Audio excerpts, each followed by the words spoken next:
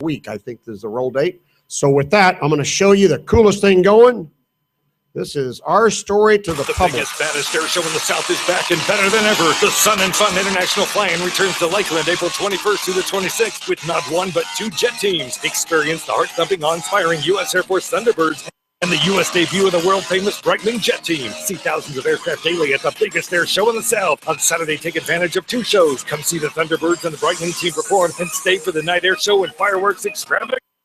It's bigger, it's faster, it's louder, it's Sun and Fun. Yeah. All righty.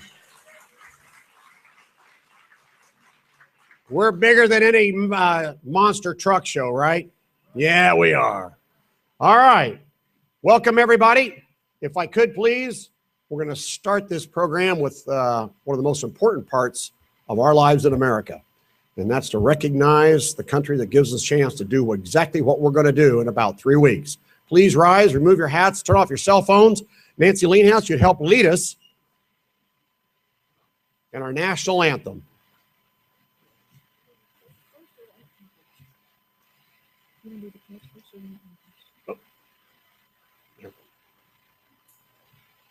Where is it? Okay, hold on. Where do we get to the next slide? I don't know. What? I don't know how you got to that. This is good. Okay, here, just a minute. I'm sorry about that. Somehow. Okay, we're going to do this. Hey, pre-recorded song. There you go. This was good right up to that moment. Perfect. Okay, I don't know what. Come on.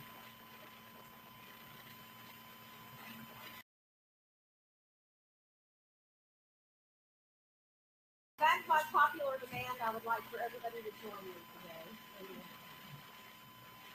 Oh, say, can you see by the dawn's early light what so proudly we hailed at the twilight's last gleam, whose bright stripes and bright stars through the perilous fight for the ramparts we watched were so gallantly streaming, and the rockets' red glare, the bombs bursting in air, gave proof through the night that a flag was still there.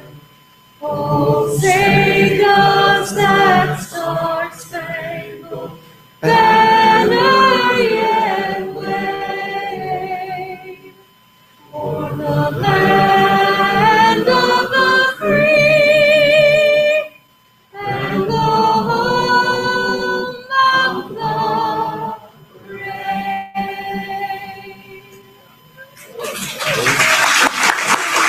All right. I pledge allegiance to the flag of the United States of America and to the republic for which it stands, one nation, under God, indivisible, with liberty and justice for all. Mark Rittemeyer, where are you, sir? We're going to bless ourselves here. Come on up, Mark. This is the man that's promised us good weather for flying. Well, at least no tornadoes. I'm sorry, this isn't working. I'm sorry, guys. We're going to have to figure out something. Y'all are going to have to put this stuff in. Shall we pray? Heavenly Father, we come before you today, and we've assembled once again to plan and prepare for the greatest air show in America. And Lord, we ask today that you would just give us wisdom and knowledge, that you would help us to continue what others have started. We thank you for what you do for us, and we ask you to bless us now in Christ's name. Amen. You can be seated if you'd like. The names that you see before you are those who have gone on the final flight. Don Adams, Kay Bascom, Dr. Albert Basso, Val Blanding, Lynn Breidenbach, Terry Butt, Ray Carson, Jim Colburn, Charlie Deck, Adeline DiSarno, Albert Ensel, Julie Flanagan, Paul Fuller, Harry Gordon, Mary Greavy, Bob Henrich, R.D. Kelly, Charles Lambert, Peggy Locher, Tiki Tyler Lose, Bill Maxwell, Wayne Norbridge, Walter Ted Parker,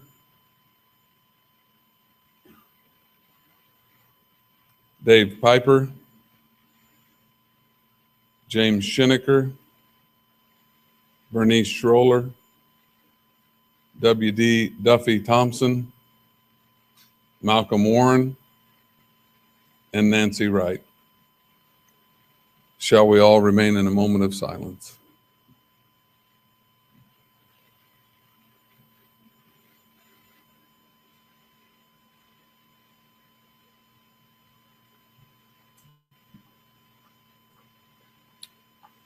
Okay, great folks, and they should be very proud of what they've accomplished. The legacy they've left behind is what we get to inherit and continue on with. Any good organization needs leadership, strength of character, integrity, honesty, and a forthright relationship that builds on the plan for the future. We have that here at Sun and Fun because we've got a really fabulous board of directors, and the team that the leader that brings that team together is my friend, my mentor, guiding light, sometimes sidekick in crime as we ride our Harleys through the back roads of America, and best friend, Bob Knight, chairman of the board. Please come on up, Bob.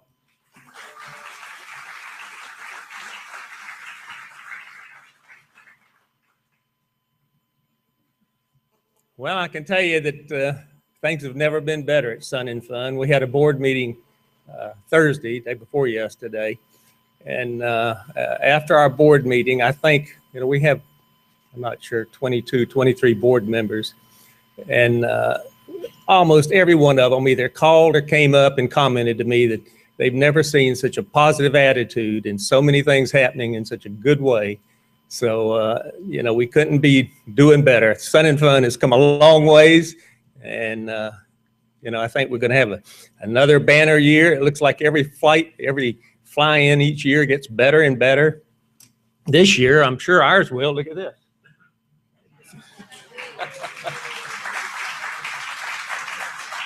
That's exciting. I mean, the Thunderbirds and these guys together, I've been working with them for the past month and a half over in my hangar, and you'll see their airplanes starting to fly April the 5th, I think. You'll start seeing them to fly almost every day and then starting their routine. But all in all, things are in great shape. I don't have a lot to add to that other than that there's an awful lot of positive attitude. Everybody's getting along great. Lights is doing pretty good now. And so I just think that I really want to appreciate, thank all of the guys that came out to my ranch for the Early Birds party. We had a great time out there. And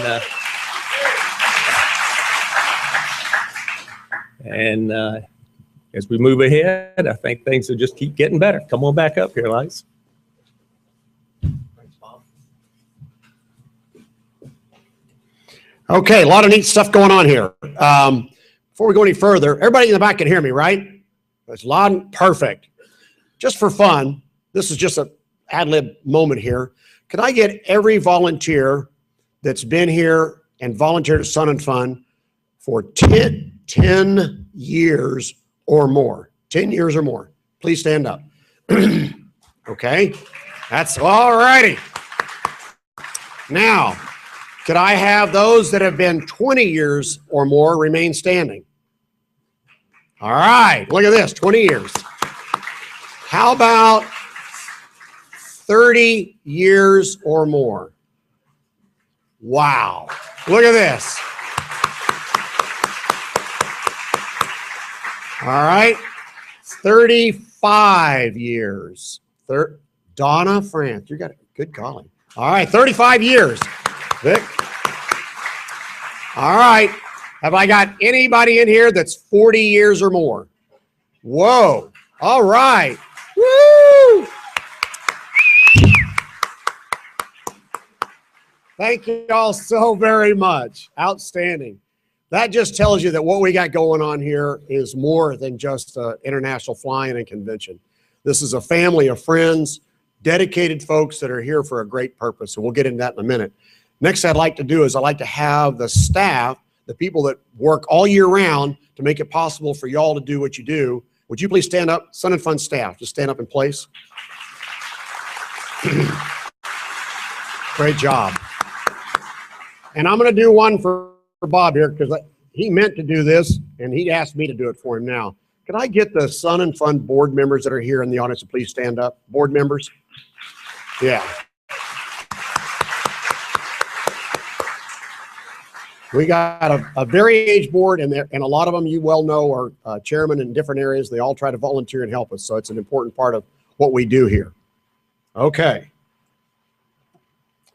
Special guests. We have Nan. Is Nan here? Nan. Oh, right over there. Grandma Nan. Woo! That's great stuff. And I think Adam came with you. Adam, stick your head out here. Adam Lund. There's our man. Adam. And Karen O'Farrell. Obviously, everybody knows Karen. Woo! Boyd Martin. Everybody knows Boyd. Where's Boyd? Yep. Nope. Boyd's back there. Okay. And Keith Smith didn't make it. And last but not least, wouldn't be a proper event if we didn't say, thank you, Billy Henderson, for getting it going.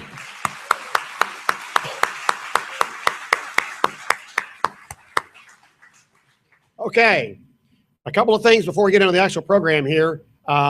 Everybody notice how nice the grounds are looking? How do you like that paint? That's all the buildings up front are being repainted to match our Aerospace Center for Excellence. The jet's being painted. The 727 will be done before the fly-in. It'll be painted as a Piedmont 727-200. That's a positive component.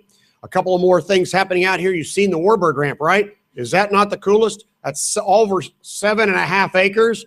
It is absolutely awesome. I wish Gene Conrad could be here to take credit for that.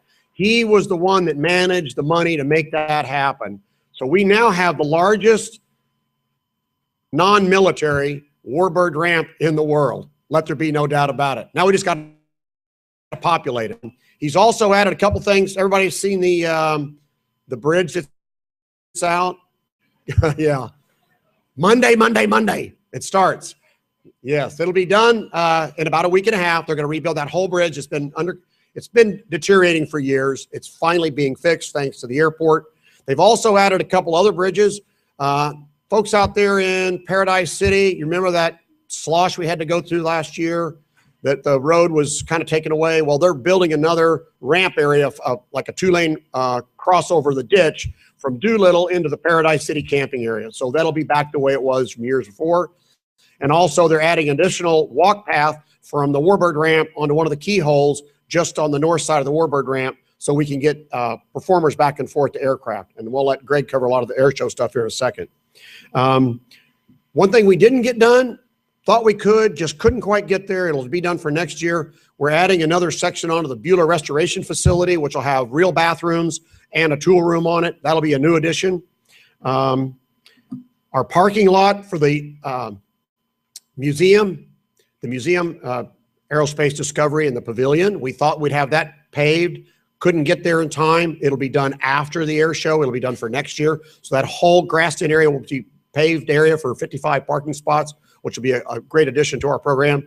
The Warbird building, it will be done. If you saw it out there, EAA, Warbirds of America, they've decided to invest. They built that because they think what we're doing is great and they want to be a long-term partner with Sun and Fun for years to come with the Warbird community. They'll do more events throughout the year right here on our ramp, which is a positive component. Some of you probably noticed there's tents in our parking lot. That's we're being good stewards to our friend here, Frank Tiano, who does the remote control aircraft events about 4 a year. And he has another one coming up that starts on Wednesday after we finish on Sunday.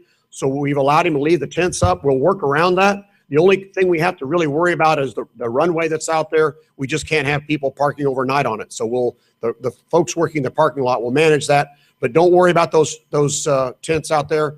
If somebody parks under, we're going to charge them extra for valet parking. So,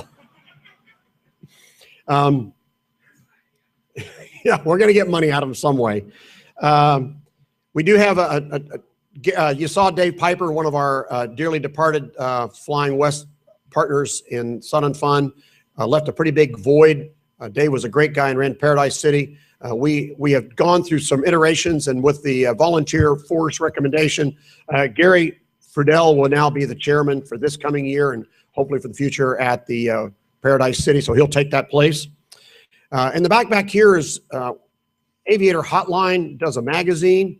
Please grab one if you can on the way out. It tells, there's 4 stories in there, but it tells Sun and Fun's story on how we're changing the complexion of aviation with our students and how we're quickly rapidly growing into the largest production facility of pilots for free in the world. Let that sink in. We're producing more pilots for free than any place else in the world. Everybody else, there's a lot of people, pump out a lot of pilots, but everybody pays. We're doing it for free because of what we do here. And I'll tell you more about that here in a second. All right, moving right along. And if I can get this thing to crank over here. Yes, it will. And will it go? And we'll try this one. Let's try this. Okay. Why do we do what we do? Well, I hope to think it's because of this. Each and every one of us loves aviation, and more importantly, we love the people that love aviation. That's what brings us back every time we come out here. I believe that. I believe that you believe that, and that's why we continue to do what we're doing to advance aviation. Our ultimate goal is right there in the mission: to preserve and enhance the future of flight through world-class events, inspiring and educating people of all ages. That last line is the major component of why we exist. Everything we do is focused on educating and promoting aviation as a career, as a hobby, as a passion for life, and changing lives.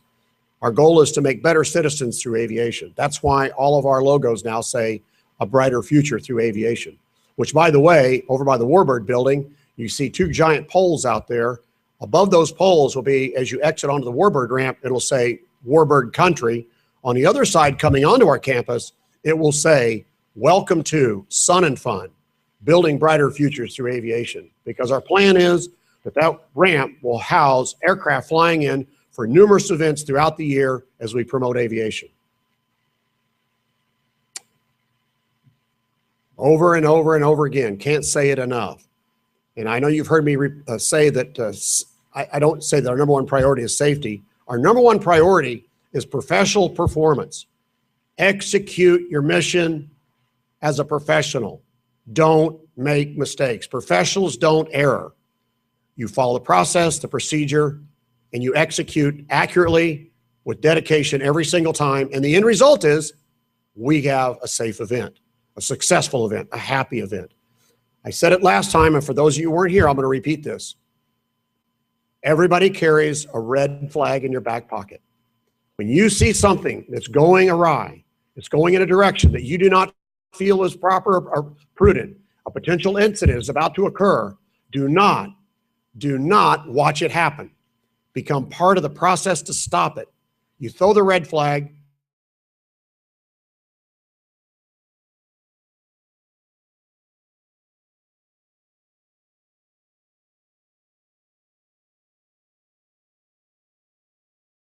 Way we have over the last 4 years, in reducing our incident rate.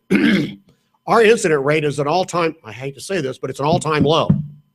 We're doing great. It's all because of your attitudes. You set the tone for everybody else. Every chairman sets a tone for the area that they work in. And if you're thinking about prior planning, professional performance, we will have a safe evolution. And that's all we can ask for. That's the best part of any event. You guys make it happen. There's no doubt about it. All of us together share this responsibility. Here's how we make it fun. We're recognized, and these buttons are making a huge impact. I used to get emails, letters, phone calls, complaints. That's what they were. Some were just criticism. Some were ideas to improve. Mostly it was, you could have done this better. You should have done this. That went bad. Guess what, folks? I don't get those anymore. They don't come flying in. We ask anybody in the volunteer group, they've got issues, bring them forward. We do get good ideas. We don't get complaints of any major degree like we did years before. It's all been better because the way you act and treat all the other volunteers and set the tone for the guests. So everybody leaves happy and we leave happy because it's successful and we get a positive image all throughout the aviation industry. Here we go. A positive atmosphere. You said it. Your attitude sets that tone. Being friendly and helpful and courteous and kind.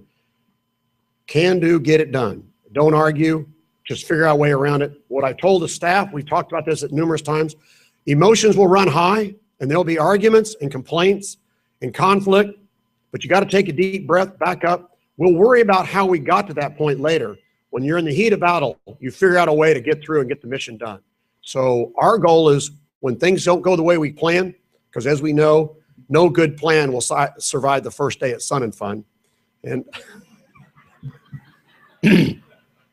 so we have to find a way to get it done, and then we'll figure out how we do it better next year. And lastly, what's that last term down there? Anybody get that? Elsa, let it go. Just let it go. Anger is a bad, bad emotion. When things aren't going your way, just think of Frozen and Princess Elsa up there singing, let it go, let it go, let it go. Okay. I promise you, life will be better. Elsa. Okay. What you've done is nothing short of a miracle. We will walk into this year's event owing no one anything for the first time in 28 years.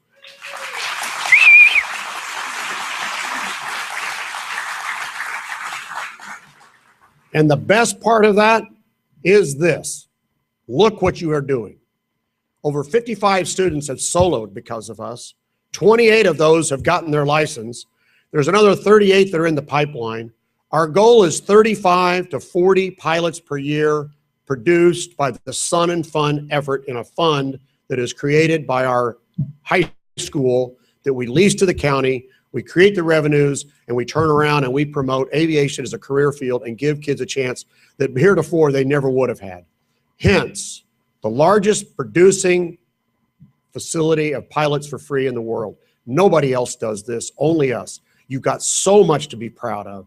And our AMP program will just finish its certification by the FAA for the high school. We'll be one of 5 in the nation that has both airframe and power plant certification by the FAA to teach at the high school level. That is just beyond belief.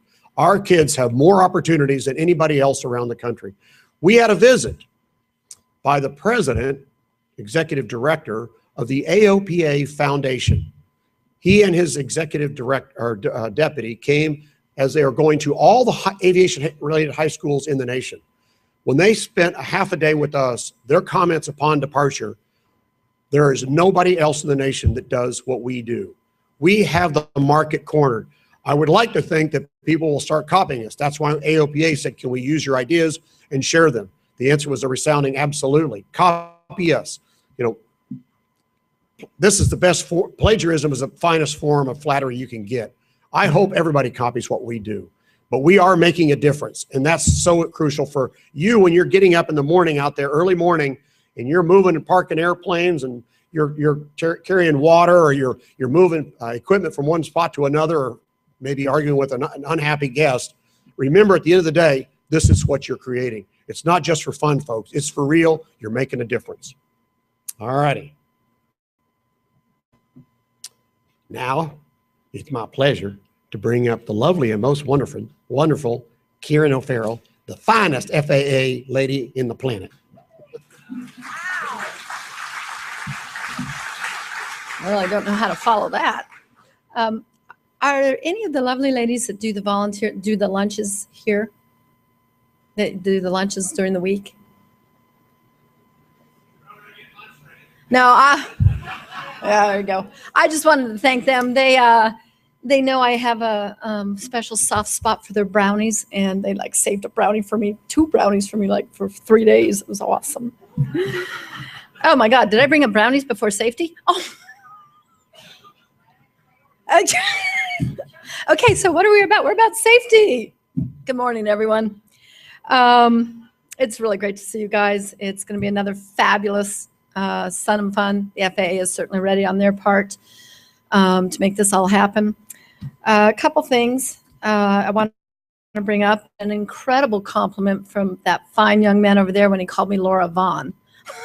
Yes, I will be Laura Vaughn every day. I want to say a special thanks to Laura. She really did me a big favor this week. Thank you, thank you, thank you. And to lights for our flag in front of the building. I got one finally ordered, and he put one up there because the flag we had was just disgraceful. It was horrible. So thank you for that. And I want to thank Fred Kaiser, who's up there, who got our speakers back there so you guys can all hear. Yay, Fred! Couple things FAA-wise, we will have a number of people from headquarters that are coming, a number of people with expertise in UASs, which I expect to be a topic. Whether you like them or not, it's going to be a topic at Sun and Fun. So the good news is we will have a number of very knowledgeable people about where we are and where we're going with that to address the questions that will inevitably come up. We also will have our Meet the FAA Day will be on Thursday, not Friday this year. And we have a number of people from headquarters coming that day. We're also doing the Master Pilot Awards that day, which we have 10 recipients this year. And Michael Whitaker, our deputy administrator, will be here to present those awards and FAA Day. I expect to have all kinds of questions, you know, the third class medical, all that stuff. The beautiful thing about having the FAA for these things is that people can actually ask somebody who might have an answer for them about where we are with this stuff. So bring it on. Bring on your questions, whatever you got. We'll have medical people here. We'll have all different kinds of people. So Larry and his group, the FISDO, there's no, I've worked in FISDOs in Alaska and all over. There's none finer than Larry's group that comes and works this event and does it with such a great spirit and to help actually be of help to you guys. And it's really great if you have an FAA question that starts with, well, I have a friend that has a problem. And, you know, we can help your friends. You know, it's a non-threatening FAA environment, and that's what we're about. Professionalism. Okay, we're going to have CNN in the hangar. So that wasn't my first choice. But again, there's these boom mics. We know they're everywhere.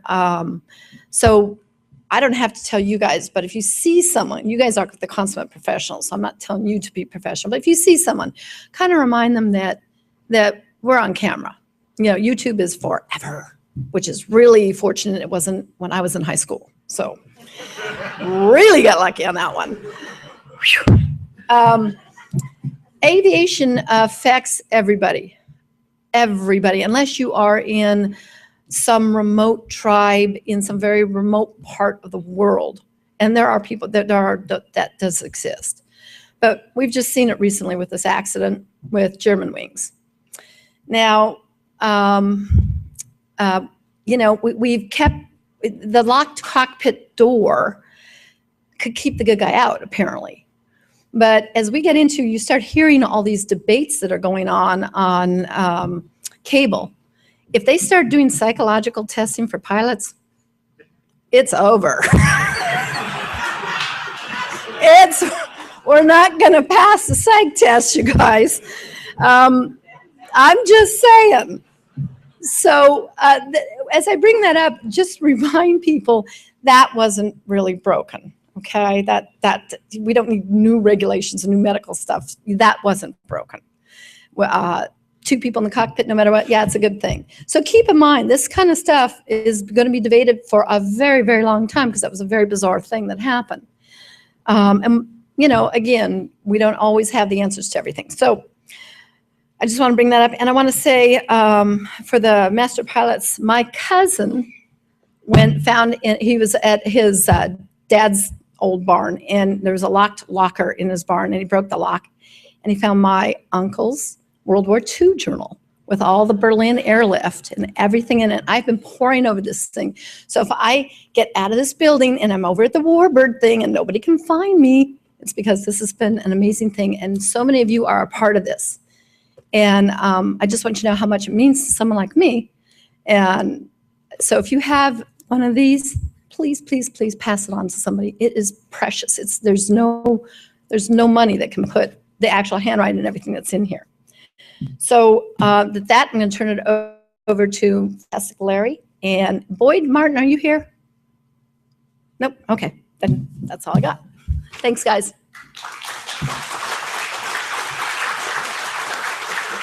Thank you, Karen, and good morning, everyone. From a flight standards perspective, we are all ready to go.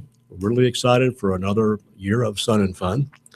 Boyd Martin and his air traffic controllers are also all ready. So we're looking forward to an excellent sun and fun. We'll keep our fingers crossed for good weather because that always helps.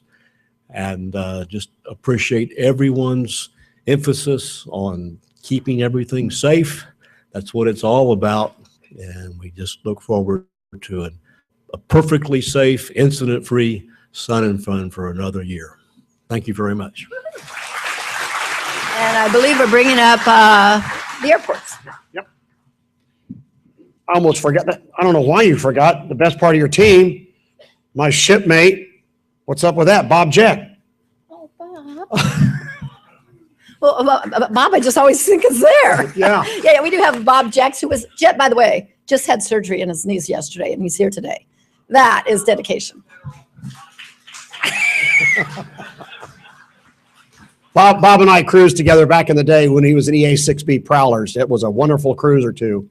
Matter of fact, interesting enough, one of my other cruise mates just went up today to do a year in space, Scott Kelly, an old Tomcat fellow. It's kind of neat to think that here we are 110 years later, 111 years later since we started flying, and we're going into space, not just to go around the Earth or go to the moon, but go up there for a year in space. That's pretty impressive. Hey, I forgot one thing here, politicians. We will not have the governor here this year. He has declined. Okay, got it. He's been reelected. He doesn't need us anymore.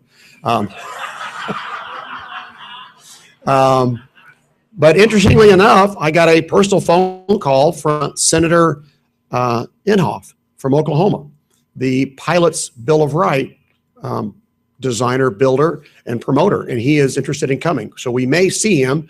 He's working his schedule. We told him we'd love to have him. So I'll let you know when and where he's going to be to listen to him outline the Pilot Bill of Rights to protect our flying opportunities in the United States, which is a great thing. We also have the Minister of Tourism for the Bahamas. The Bahamas have realigned themselves with us in a great way. Bob and I have been going down to the Bahamas to promote tourism for them. It's easy to fly from here down there. A lot of people don't think it is, but it really is. It's actually easier than going to Key West in a lot of respects.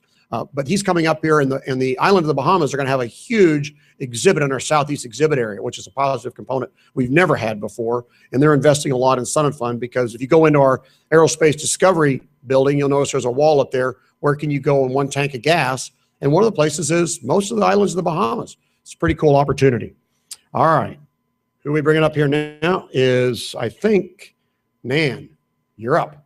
We're going to let, Nan stand in, the wonderful Adam Lund.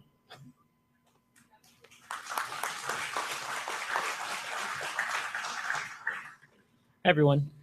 We're just going to do a quick review of the items we discussed during the last meeting. Let's see, I don't think there's any notes on this one.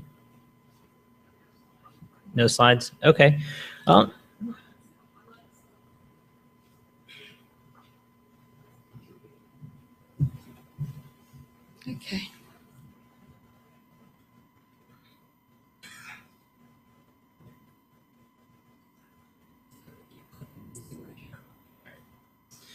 Okay.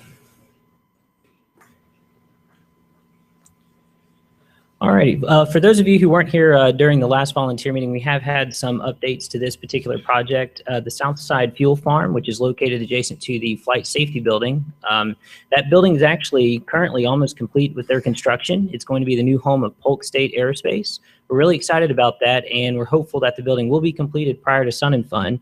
You can see the South Fuel Farm there, just adjacent to it. We're actually having some issues with that fuel farm right now, but we hope to have it resolved really quickly. And just a side note, both the North and South Side fuel farms for self-service will be closed throughout the fly-in. Fire Station 7, that is located on the north side of the airport. Some of you probably have seen it if you're driving down Drainfield Road. It opened on January 16th, and it's a dual-use station. Houses both the aircraft rescue firefighting units as well as 2 structure units for the City of Lakeland Fire Department, and we're really excited to have that asset here at the airport. New air traffic control tower. Groundbreaking is still scheduled for April 21st. Completion hopefully prior to Sun and Fun next year. Tower cab floor is 131 feet, and the total height is 143 feet. Rehab of the north ramps. This is up near the FBO area, Shelter. We are currently redoing all of that area you see there in yellow. Phase 1 has been completed, and construction has halted until after the fly-in. So everything will be nice and clean up there for them. The new Warbird ramp paving has been completed, and sod has gone in, and it's looking really great out there. We're really excited about this, and we're excited to have this here at Sun and Fun this year. This is just a quick review of the map that we showed you last year as far as access on the airfield. The real 2 key dates that everyone needs to remember is that on Friday, April 10th, the south side of the airport will go non-movement. And then on Friday, April 17th, the south side is officially turned over to Sun and Fun, and you no longer need an airport badge to access that area. And this is new for this year. We're calling it an event badge. This is a temporary access badge.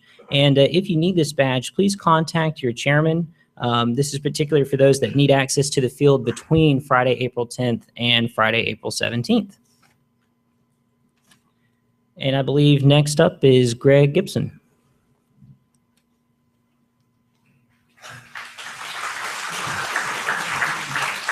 We have a slight change in the program here.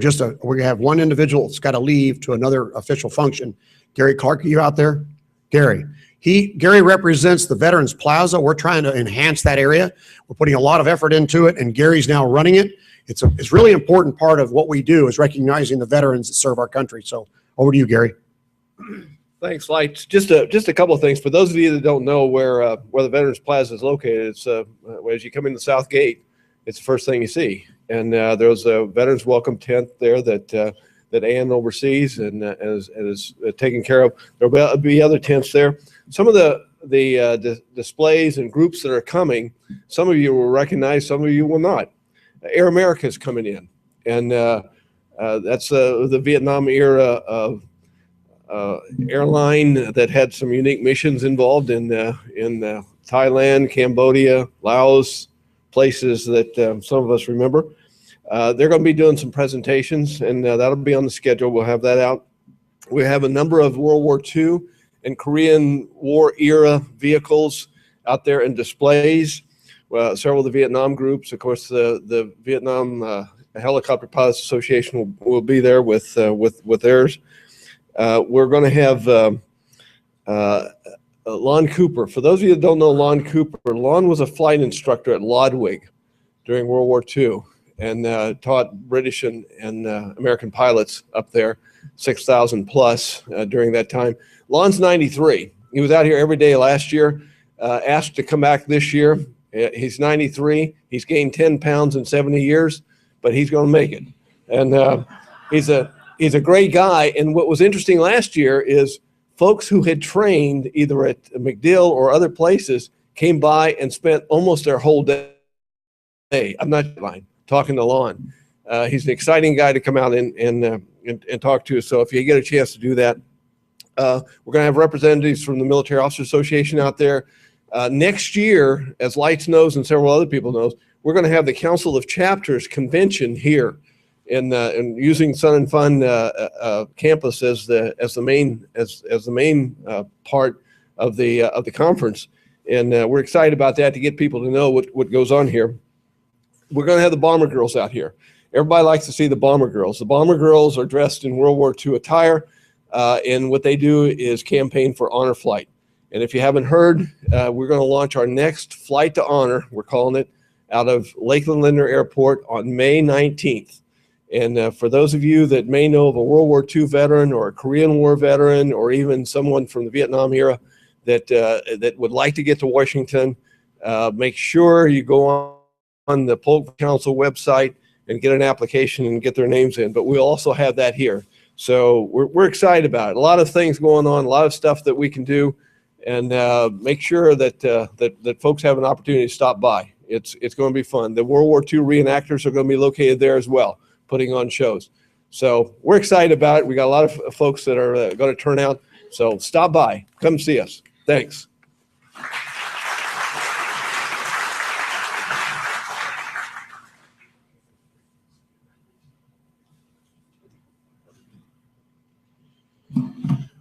Morning, everyone.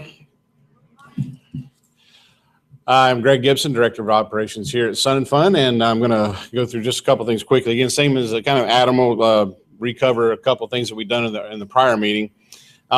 Bringing up Adam and Nan in the airport, and of course Gene Conrad, we want to just make just a big shout out, thank you to you guys. The airport and the user-friendly nature of the way that Gene and his team have made that airport available to us for this. None of this would be possible without them. And I'd just like to just call out a round of applause for them right now. Thank you very much, guys.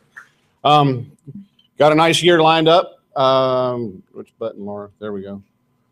That was it.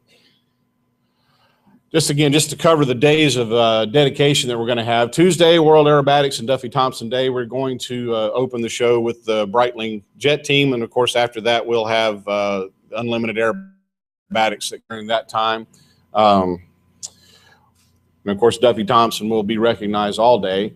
Wednesday, Salute Visitors Day. Thursday, Formation Day during the air show, and Brighter Future Day, which will be Friday, Women in Aviation Day. We partnered with Women in Aviation International for a luncheon that'll take place this year at noon, and there will be a panel of Women in Aviation's brightest that will be chaired by Dr. Peggy Chabrain of Women in Aviation International to do the keynote, and then a panel of other women who will be there to answer questions. So we hope that those of you that have a young potential aviator of the fair sex we'd love to have them come out for that luncheon and get involved, see what all sorts of opportunities are available. Saturday, 70th anniversary of the Victor in Europe, and salute to veterans. Sunday, of course, Florida Resident Day. The air show hours, the way this is going to work, the waivered closure times are 2 to 5:30 daily. We have tried to standardize that this year, and so far so good. We'll see how this turns out. I think we might end up with some changes for 2016, but we're going to go with it for now.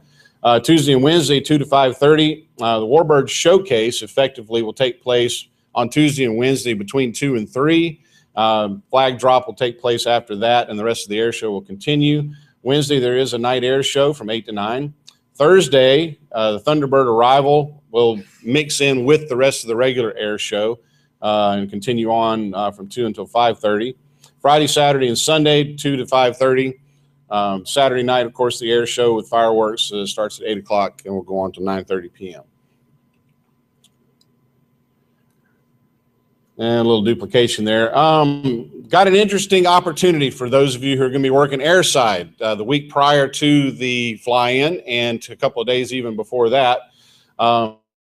Bright generously offered, and through some excellent effort on the part of Nan and her team over there to coordinate this, to conduct all of their practices for their display, as they call it, during that week. So we're going to get the opportunity to clear the field while they do that.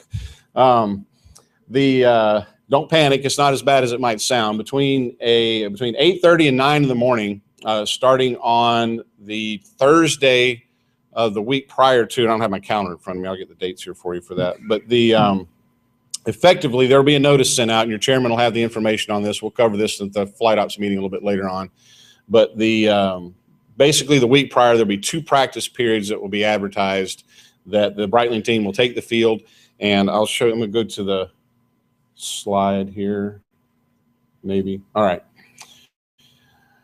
You see in the box, it's notated there in practice area A, effectively north of Echo and east of what used to be Foxtrot there is the southern boundary of the practice box.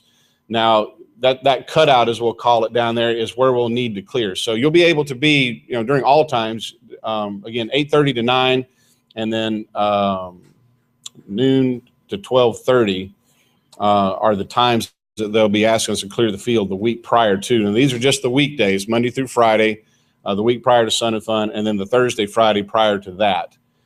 But the areas that you won't be able to occupy will be, again, north of Echo and then east of Foxtrot up to what you know as the regular show line during the air show. So we'll have a notice that comes out about that and give you all the information for it. But just be advised that that's going to be going on. It's about 30 minutes they'll be in the air, effectively take up about an hour of the day. The later time of the day is lunchtime anyhow, so you'll be able to sit and enjoy that. They do not anticipate using all of those times. They want to have those times available twice a day in the event that they have weather, mechanical, any other things that might come up to prevent them from flying. But we expect that to be stacked toward the beginning. If they fly, they'd like to fly twice a day in order to get that over with. They expect a total cumulative operations of 6 to 8 flights.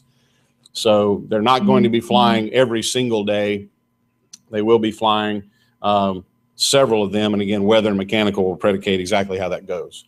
So look for a heads up. If you work in those areas, you'll be setting up the week prior to Sun and Fun. Just make sure that you're checking with your chairman on those times. We will need to clear those areas for them to practice. Ride waivers. This is something this year that's we're going to be a little bit more strict on than we have in the past. Anyone operating on the airfield that will be taking a passenger in any shape or form is going to need to execute Sun and Fun's own waiver. Now, this is a document that we've combined with several other items that will allow for airside operations as well. So there's going to be some additions to this. But if you are in an area where you are controlling or observing aircraft that are taking passengers of any kind, they will need to execute this waiver, and it's not optional. It needs to happen. You'll turn that back into the chairman. We do have a gentleman that will be running around checking that on a daily basis and making certain that we've got that conformed to. This protects us. It protects you. It makes sure that we've got all of our I's dotted and T's crossed and we're operating a safe event. And everyone's informed about the nature of what they're engaging in. So this includes media, Paradise City, light sport, anything that has to do with, again, any passengers that are going to be in any aircraft on the Sun and Fun ground that are part of the event itself. Now, this, of course, GA people arriving and parking and enjoying the show, that doesn't apply. But if they're operating an aircraft here for any sort of display purposes or media purposes, promotional purposes, or just ride gratifications by performers or anyone else in those areas, it needs to be covered. New on the Warbird ramp this year, the Classic Jet Aircraft Association is hosting a walk around, and we'll have some of the early era jets. We've got a F-86 Sabre, A4 Skyhawk. There's an F5 coming down from Canada that will be involved in this, an A37. And this will be hosted again by the CJAA that will have this on the ramp for Tuesday through Friday. And we're looking at possibly doing it also on Saturday, depending on participation. So look for that. It's very interesting. This is also kind of a precursor to what we hope will evolve into a Warbirds in Review type of operation that we'll host here at Sun and Fun. So there's some best practices that we've observed there that we're going to also take into this event. And it's a come as you may, stand up and enjoy the discussion from the presenter. This will happen at 11 o'clock Tuesday through Friday. Ride hopper operations, everything's pretty much the same. We're going to get into this a little bit more into air ops here in just a little while. But look for the just from a cautionary standpoint, we're going to have 2 very large aircraft operating from the Warbird ramp. We're finalizing the location today, but regardless of where they are, There's big airplanes and a lot of people that are going to be walking around like this, you know. And what we don't want to do is to have them have an unfortunate encounter with one of those aircraft that results in an accident. So be advised, if you're working in some of those areas, we are putting some safety concerns. Ron, Flipper, Noel, those guys have put in an incredible amount of time on trying to determine how to best handle these things. We certainly appreciate those guys for all their efforts. And we'll be giving you the final on how that's going to work out after our air operations meeting today.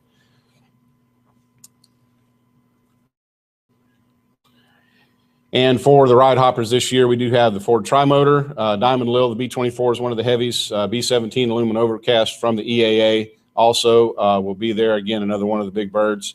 Bell 47 will be operating, and Steve Oliver with his new standard. We will also have a Stearman operating for the week there too that I don't have. And Chris, are you here? Is Chris here by any chance? Chris and Tony? Okay, they actually are longtime volunteers of Sun and Fun that we've agreed to allow them to have ride hopper operations out here this year, so we're like to welcome them as well. New Warbird ramp operating areas, let's see. There's an aerial of the new Warbird ramp, and as you can see, it is quite the ocean of asphalt. As Light said, that's the largest Warbird ramp in the world, civilian-wise. Proudly displaying that and looking forward to packing it and having a great event. But those of you who hadn't had a chance to look at that, it's pretty impressive. And we're looking forward to that for next year. Let's see. Air Show Performer Hangar. We do have a change. Last time we talked about that they were going to go to the FMS hangar. RDI has stepped up and offered their services again this year. So we very much appreciate that. That's where the Air Show Performers will be parking overnight. And I think I've got, we put that map back in, Laura? Did that other map get back in there? Oh, that's right. Okay. Let me get back to it here. There we go. Yeah, the performer parking for this year, we're going to have a split between where the, this is during the air show operations time. So just north of, and it's not, this isn't a great map, but just north of the preferred seating is where the smaller aircraft will occupy during the show, and the larger aircraft, T6s with Aeroshell, Geico, and what have you, will still be in the traditional area on what's been called the hot ramp over on that side. We are looking at doing some ride hopper operations from the eastern side of that area this year as well. We may, we're looking at moving the Ford Tri-Motor possibly over to that side. So again, be advised that where the neck is, Duffy's Tower, that area over there where that section has been, we will be doing some ride hopper operations with the Tri-Motor from that area. It's just going to be facilitated a lot more easily.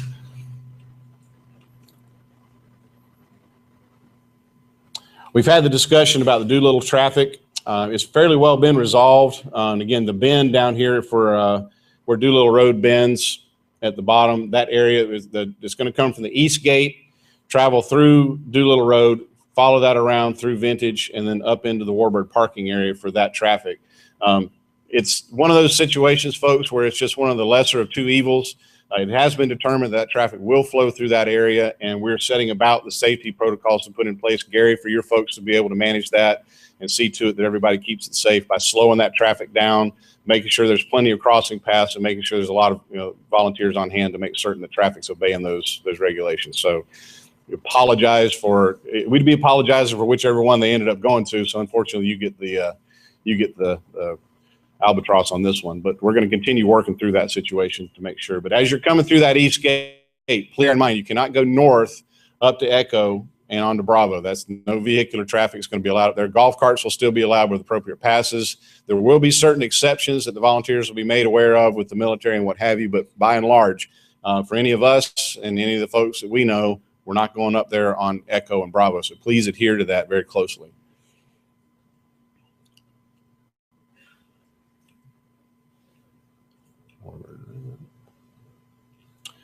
Okay, as Gary mentioned, Veterans Plaza is definitely still remaining in the Southeast exhibit area, and the reenactors are going to co-locate there, and he mentioned some very fine folk populating that with him as well.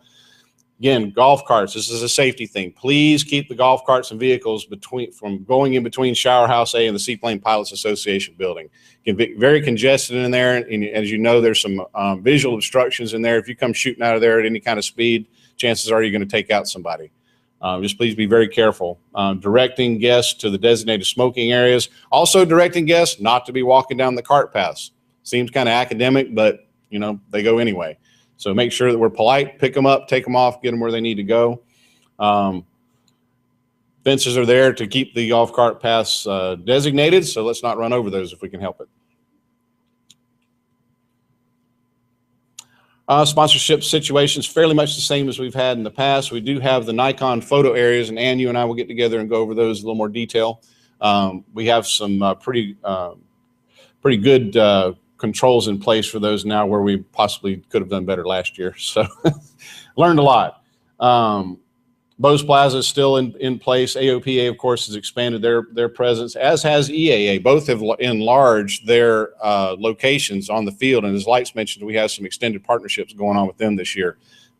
Very exciting to know about. Please, when you see these folks, thank them. Any of our sponsors, you'll see them designated with the ribbons on their badges that Bonnie puts together for us.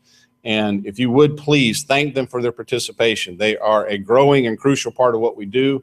And we do give them a lot, they give us a lot, and we try to make this a great partnership and good experience. So your sunshine and attitude and helping them get what they need is always critical and much appreciated. So be sure to please thank them. Project Stratus, Rob will cover that here in just a little bit, but that is back in place again. That is the bridge between the Aerospace Center for Excellence and the fly-in. These kids that have participated in an essay contest are part of the culture that we're trying to create, and they're the product of what Sun and Fun is able to do with the funds and with the participation that all the fine folks that come here enjoy. So these kids are if you see them, they're going to have their t-shirts on. They're going to be, again, they're kind of they're the visible portion to the fly-in of what Sun and Fun is all about when it comes to our education programs. And of course, the Dinner with Legends is also a component of that, sort of our gathering of eagles, if you will, high dollar fundraiser within our fundraiser in order to support financially the Aerospace Center for Excellence. So please give us your support on that as well. All right, that's it for me. And Tracy, come on up. Thank you very much.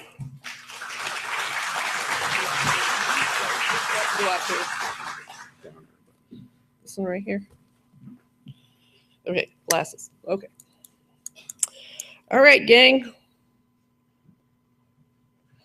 My favorite thing, accounting and eating. So I made you a pie chart. How about that? Okay. All right. So I know you've heard we had lots of events going on here at Sun and Fun. If you look up there, you'll see that about 6% of all our revenue comes from contributions, about 6% from facility rentals. The rest of that pie is you. We do this, the rest of this, through the fly-in, at least about 99% of it. So this is still our big fundraiser, and we need every one of you. All right. So even though we're out of debt, we still have lots of expenses to pay. So we're looking forward to big admission numbers this year. So how are we doing so far? Well, I took a look at our online sales so far, 25 days out. As of yesterday, the orange ones were last year. This is how we're doing so far this year. Yeah. Good stuff. So get ready. They're coming. Okay? All right. So you can't make money without spending some money. So where do we spend all that money? Well, this is last year. We put up 98 tents. This is just Sun and Fun. This doesn't include our exhibitors. We put up 98 tents. We rented 6,232 chairs, 981 tables, 374 golf carts, 94 courtesy cars, 39,000 bottles of water. And we expect with the heat, we'll probably double that this year. And that's just what we provide for volunteers. Portalets and wash stations, 500 portalets. And if you have 500 portalets, you got to have 35,000 rolls of toilet paper to go in those portalets. 28 tractors, 19 light towers, 842 hotel rooms. And then you can't see at the bottom, but we also buy 50,000 maps and info guides. Those are just some of the main things that we do for the fly-in. Okay, a couple of quick reminders. If you need to spend money for your area, please be sure to get a PO from Laura or myself. If you plan to set up your campsite today or in the coming weeks, please be sure to get a pass. If you've already gone out there and roped off a spot, it might not be there anymore because I removed it. If I didn't see a pass on it, it went down. So you need to get your volunteer pass and get it on your spot. We are enforcing, we started in the last year or so, but we're really going to enforce this year. So if anyone asks, if you are just coming to the campground, every year we have people who say, oh, I come to the show, but my wife, she just stays in the camper all week long. I don't want to buy a wristband for her. Nope, she's buying a wristband. Everybody in the campground has to have a wristband because she can see the show. She can go to the ladies' pavilion. She's still using her services. So everybody has to have a wristband on. During the week of the fly-in, we have 2 will call windows. One at main registration. Window 20 is always available if you need to leave something there for someone. And if they're going to park in the main parking lot, that's a good place to leave it. But if you want to them to have a yellow pass and a wristband, you can leave it out at the Lindbergh lot trailer. That one will be open 8 to 5 each day during the fly-in. So if you need to leave something out there for someone, just leave it at the will call window. Incident reports. I'm in charge of making sure the insurance company knows about every incident that happens on the campus. So I go around, if an incident happens, you can call me, I'll come fill out an incident report. But if you can't reach me, please write down everything, their names, their addresses, their phone numbers, witnesses, what happened, what time it happened. Get that information and just get it to me later that day, okay? Registration volunteers. If you know someone that wants to work in an air-conditioned environment, sitting down, real toilet available, that kind of, they can work in main registration, and we are looking for volunteers. Keep in mind, we have at any given time probably 50 computers, registration computers going, and we've got to staff that all day long, every day. So we are always looking for volunteers. And for those of you who want to volunteer in that area, or you're here to volunteer in that area, we are having practice this afternoon. The computers are up, main registration will be open. You can come over and practice, okay? Thank you. Next is Sandy.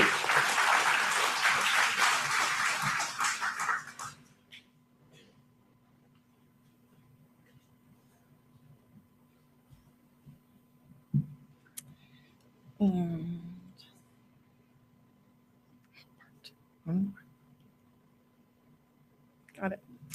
Okay, we're back. We are credentialing media like we have never credentialed before.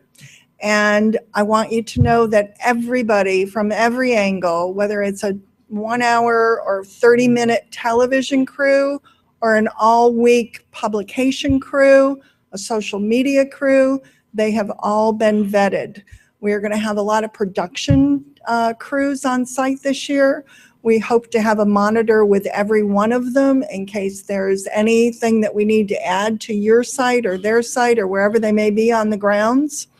The photographers on the stands, we are restricting so that everybody has the same story, freelance photographers from coming in here if they are not on assignment from a publication, social media blog, whatever it is. If they are not on assignment, they're making money at Sun and Fun. We are not giving out weekly credentials like we've done in the past. So there's been a little bit of, flub on that, but it's in the kids' best interest that we have the money for education. So we're really trying to stand firm on it. Ma'am in the AM live radio, Lori's here. Stand up, Lori, so everybody knows. If you don't know Lori Fuller, she has to leave shortly to go to the museum. She has a tablet that she needs more volunteers to fill 2 to 5 minutes on a 15-minute on the quarter hour, starting at 6:15 in the morning till 9 o'clock next to the Seaplane Pilots Association building. They're in a tent for a live radio show locally. Your job, if she puts you on the list, is to encourage people to come to Sun and Fun. Something interesting that they haven't heard before, something that you do as a volunteer that somebody else can come out and help with next year. There's all kinds of information that radio show offers that's at the street level of the locals, and they don't know what we do. If you're here working with kids because you work with them all year, tell that story. Make Sun and Fun what it is that we are here to make sure that we're building bigger events for the future of aviation. The Orlando Camera Club is just a delightful group of men and women who get together, who are professional photographers, and we are not credentialing them. They're buying a group ticket as a 501c3. And they're very happy about it, and they were very nice about it, and they were very willing and eager to still come, because it's another group of people that sell photos when they get done with everything here. The international visitors, we would like this year to make a point of registering all the international guests, visitors, media, VIPs, volunteers.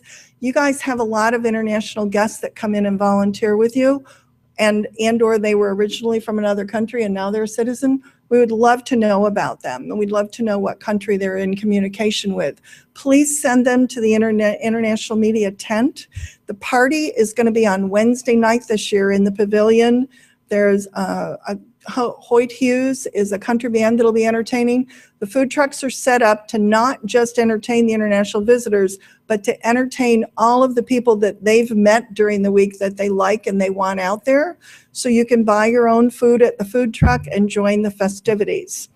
From the International Media Center, and there'll be a hotline given to all the chairmen and all the exhibitors.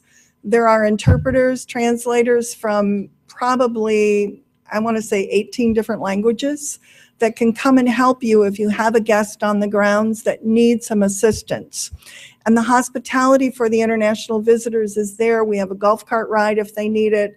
We have a translator. We have all kinds of things that we can give them, but they definitely get water and shade, and it's up against the tree line in the Southeast exhibit area. Volunteers from there are going to be trying to make their way back and forth to the front gate, to the museum, to the exhibit area, to make sure that we're looking for people on the grounds that are speaking a foreign language and may need some assistance or may not need some assistance. They just want to come out and have the hospitality. Okay, so here's the big one. This year we've got the mobile application. It should be ready in about a week to 10 days. We've got Wi-Fi, we've got text messaging. All of that information is on the Sun and Fun website. We've got welcome centers that Ann McKee house, and they've got programs and info guides and information that kind of extends the tourism center, the big yellow and blue building down by Hangar A, that we want to make sure that everybody gets an answer. If you don't have the answer, send them to one of Ann's welcome centers. Send them to anybody that's got a Sun and Fun shirt on. Lights Head on his How May I Help You button. That's critical. That's the thing that everybody's talking about, Sun and Fun. When you go to Oshkosh, you hear everybody tell their friends how much, when we're at the booth, they tell their friends how much more user-friendly we are, and they send people down to us. The Upscale Your Experience is going to be a page. It's going to talk about the 927 Club, the preferred seating, all of the things that people have to pay extra for, whether they came in on a wristband or they came in because they purchased a ticket. There are some additional expenses that can make their week, pretty exciting. And one of those is ride hoppers.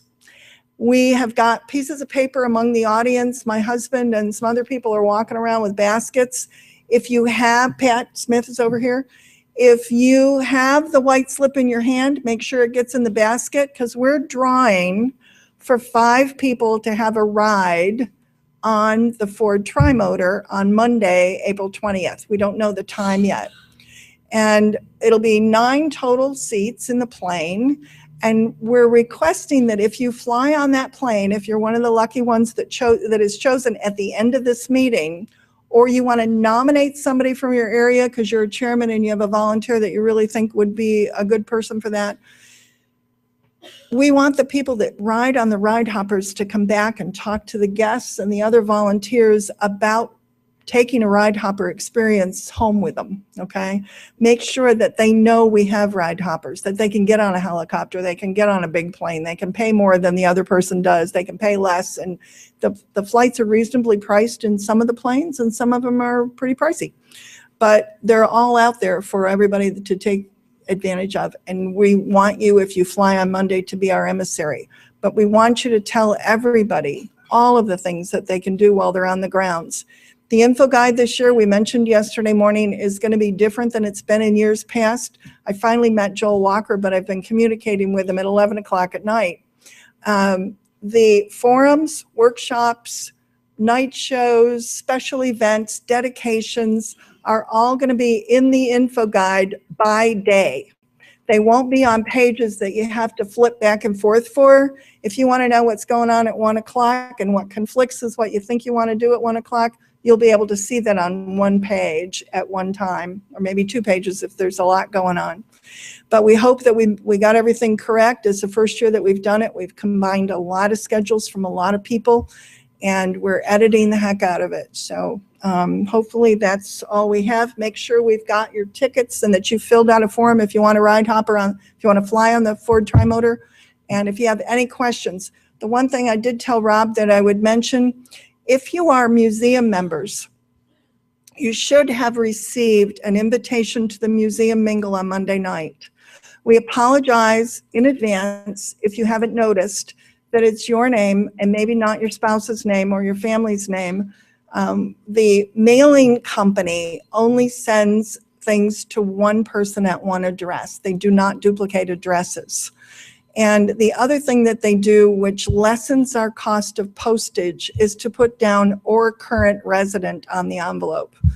We're not going to let or current residents come to your museum mingle. But if you didn't receive an invitation for that and you are a museum member, or if you'd like to renew your museum membership and be there, please see somebody in the museum and we'll get an invitation to you. Or please make sure that see Lori at the front desk. Lori's got the sign-up sheet for the chairman. She'll be down in the museum if you can get there. She's also going to be calling people. Call the front desk, get on the list to talk on the radio. Let us know if we missed you on the museum invitation. And thank you. I think that was all I had. Yep, it's Rob.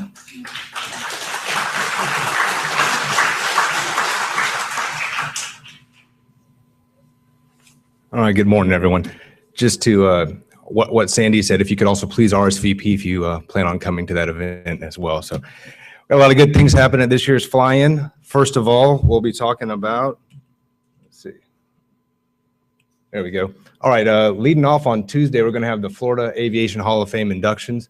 That's the pit special getting ready to be hung up in the museum this coming Monday or Tuesday, depending on the weather. The class of 2014 and 2015 will be honored.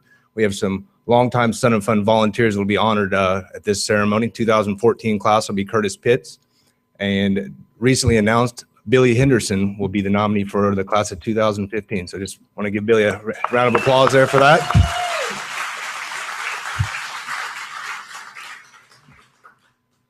All right, the following day here, we've got a very unique, nobody else is doing this at any of their fly-ins anywhere in the world.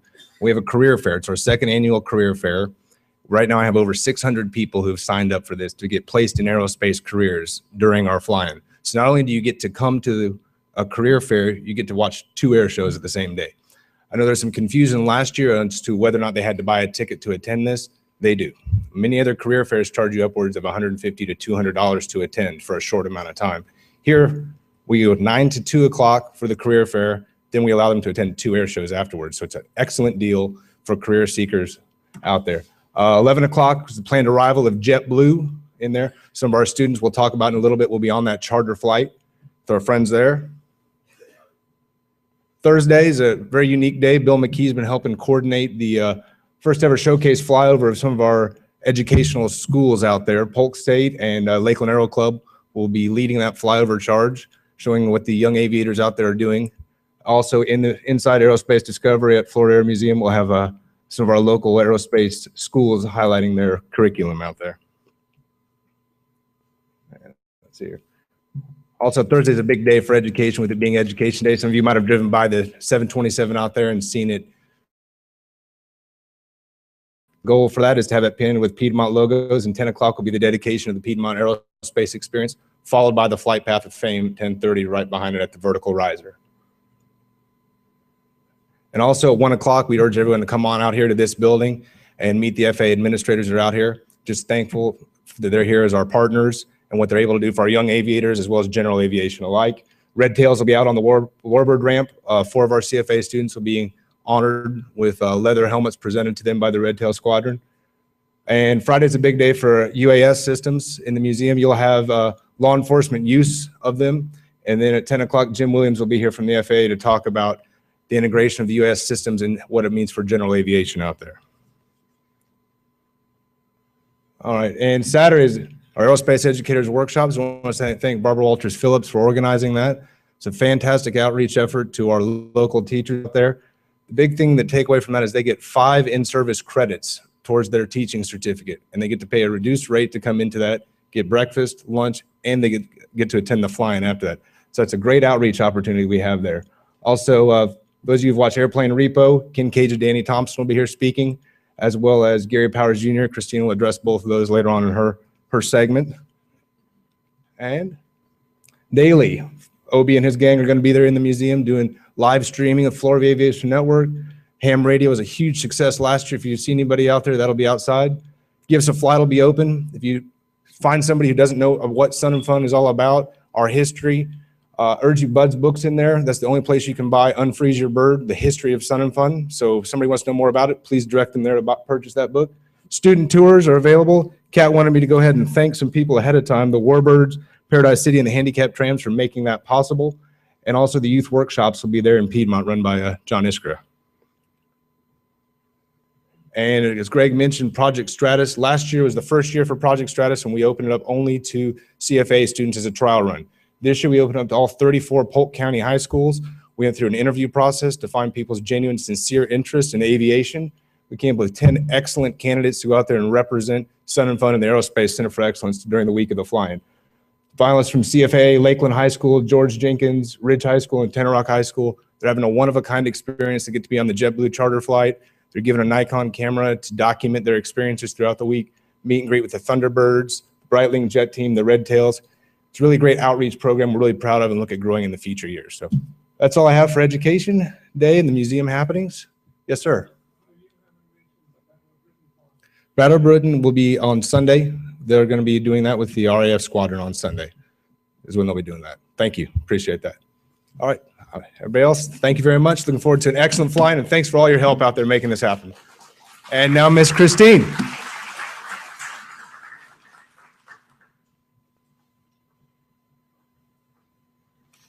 Good morning, everybody. We are so excited about all the evening entertainment options that we have for you this year. And I got to tell you, this is the worst part of my job. I hate speaking in front of large groups, so please bear with me.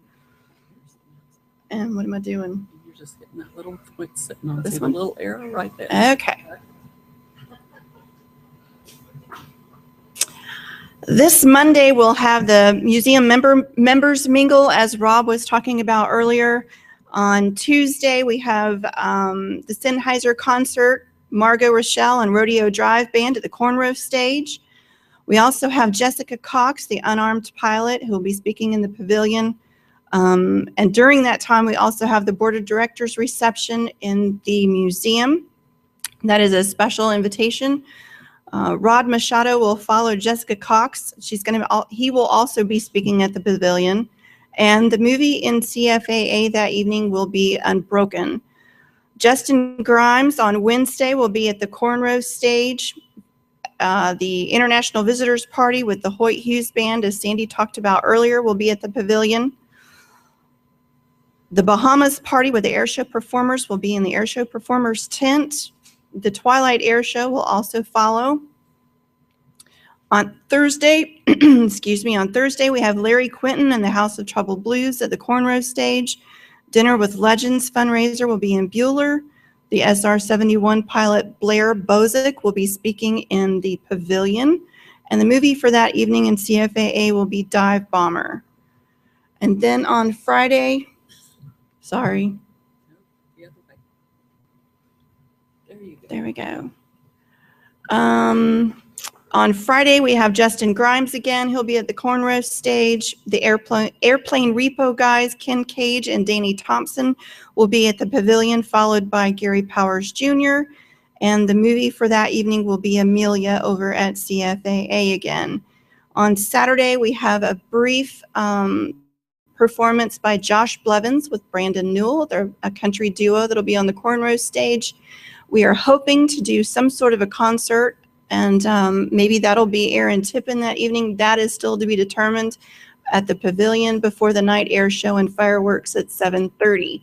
And on Sunday, of course, the Tail Dragger Party at 7, and that is your evening program for the entire week. It'll also be in your info guide, so if you forget any and everything that was up here, like I tend to do, you'll need to look at your info guide. And I believe the beautiful Robin McFarland is up next.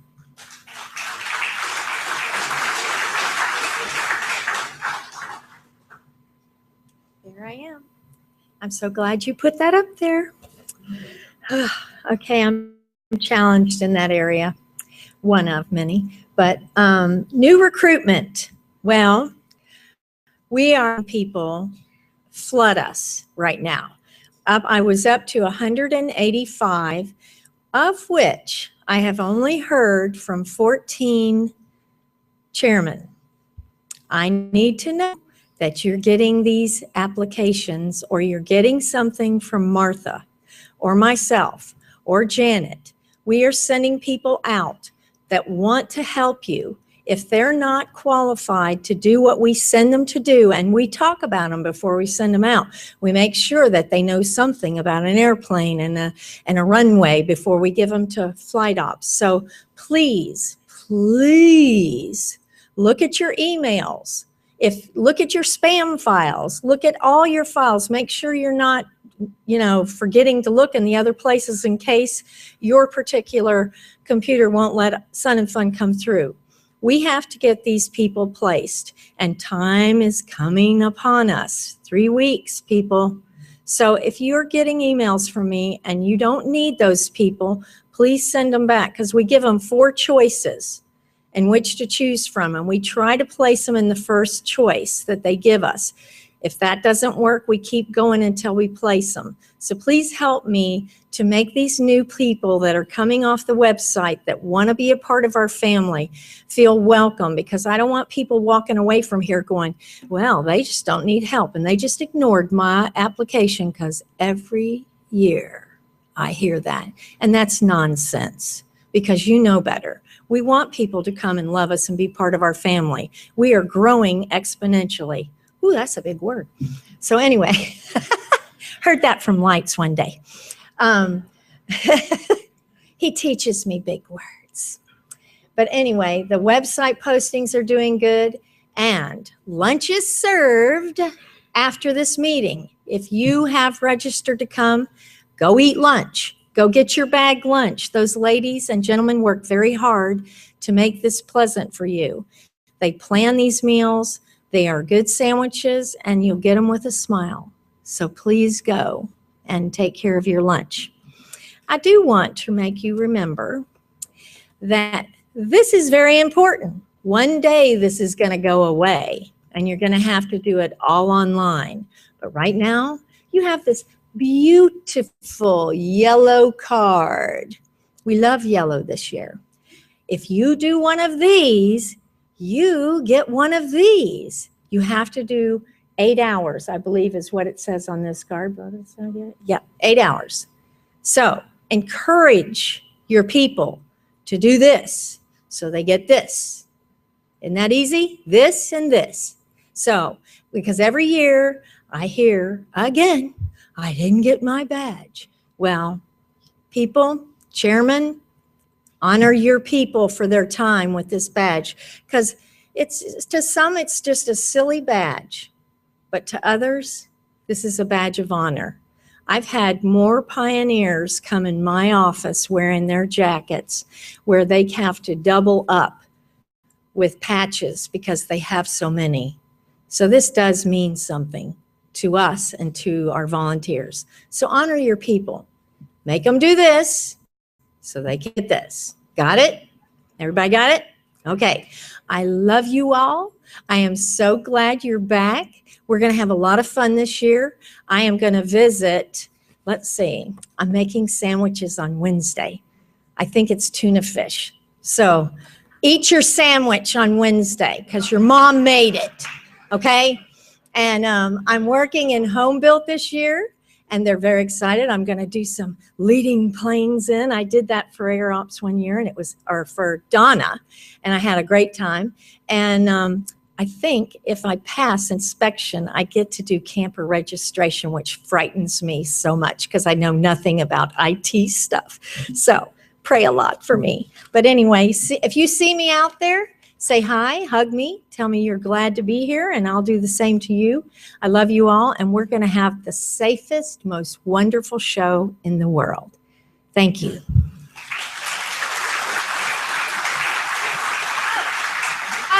Oh, I forgot the lovely Laura Vaughn. Hey, how y'all doing? I've been up here a couple of times already. I'm just going to make sure that I know how to do this since I've been helping everybody else with it. Come on. It's not going to work for me. Yes, if you want to, that'd be great. Thanks. Okay. I'm going to go through my notes really well because I feel like I kind of moved through things a little quick last time, so I want to make sure I touch on everything. This is strange. Okay, a couple of things. Robin touched on volunteering and responding back when you get information from her regarding new volunteers. We have probably about 20 postings on our volunteer needed page of our website.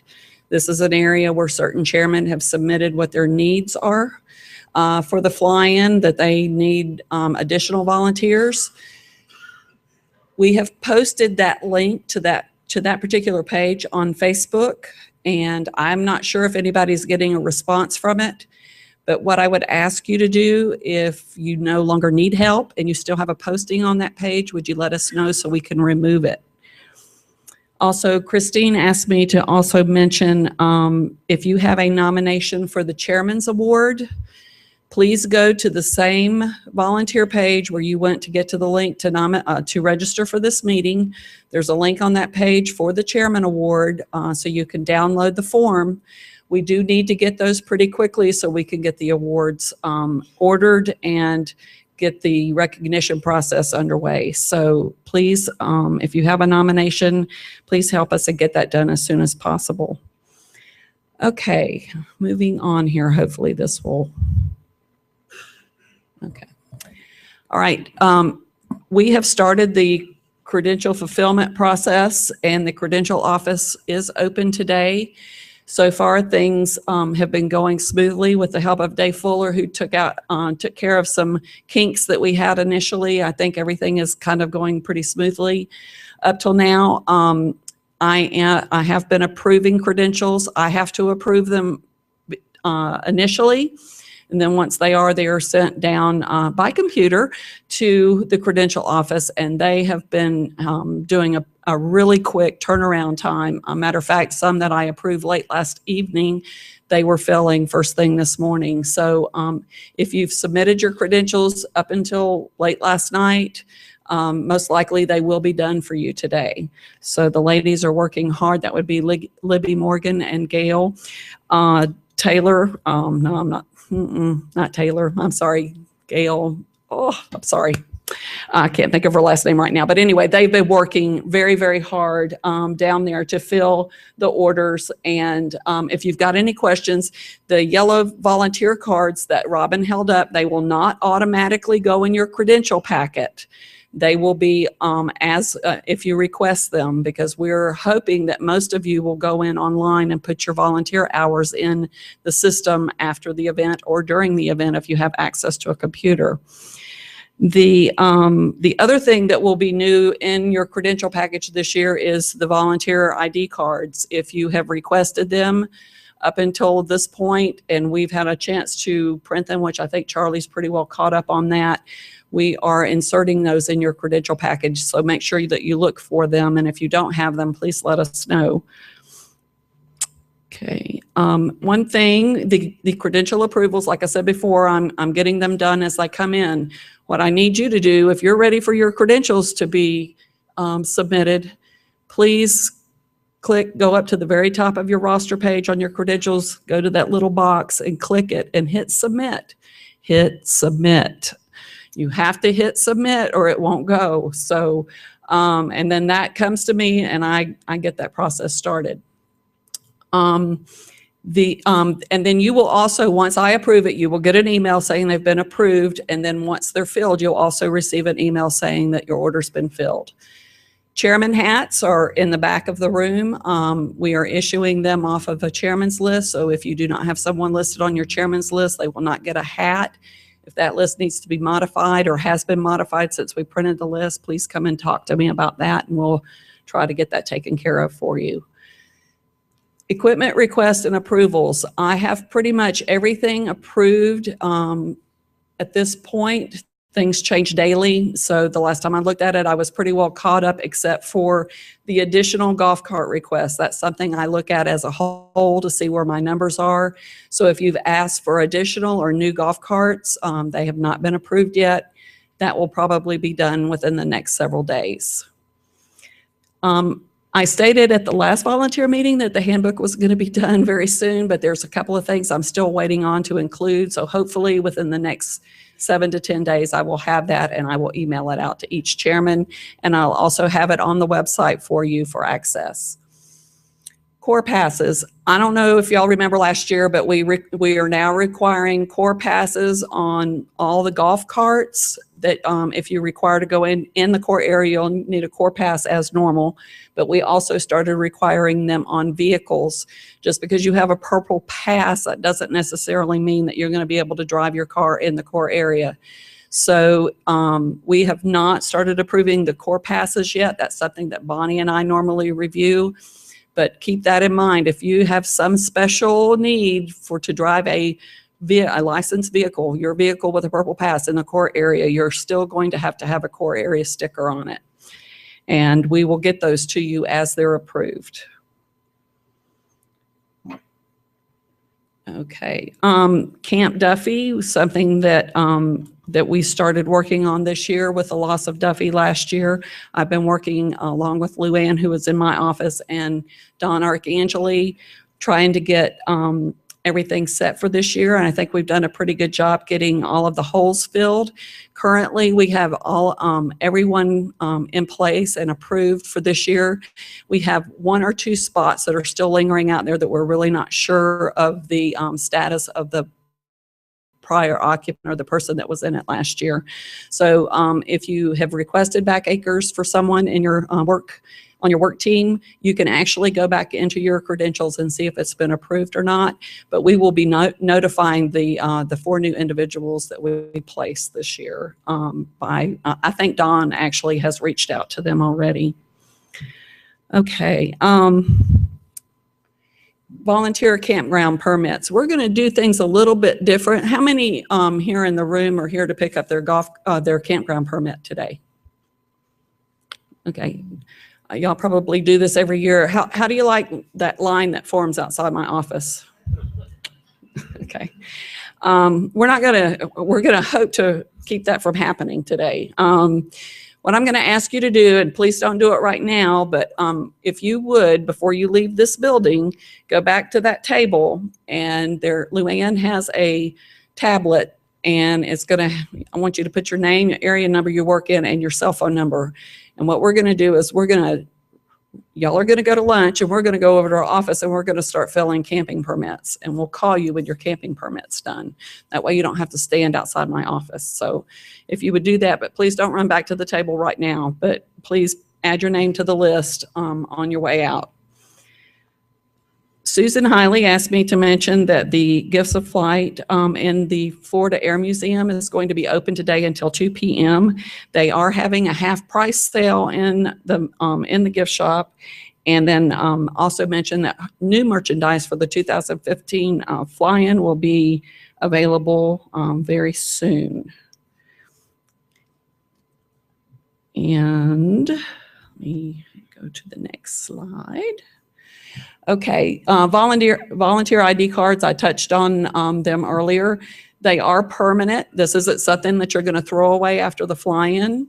So please keep them. If you were issued paper cards last year, they will still work, but we will start taking them back and issuing you the permanent cards. They will be used for fuel and equipment pickup this year. In addition to the card for fuel, you will also need a fuel chit. So don't go down with just your card and expect to be able to get fuel. You're also going to need a fuel chit in order to make that happen. And we are issuing fuel chits to the chairman for their area. If you have vehicles that are rented by Sun and Fun, we try to give you enough chits to take care of what your equipment allocation is. The early bird volunteers, our great team of early birds, have started actually using these cards to start documenting their volunteer hours here at Sun and Fun during their pre-flying setup time. And so far, it has been working very well. And we certainly appreciate them taking that on and making it work for us so we can test the system. We are hoping sometime in the future to be able to incorporate this into the fly-in as well. So we really do appreciate their efforts as far as trying to make this work for us.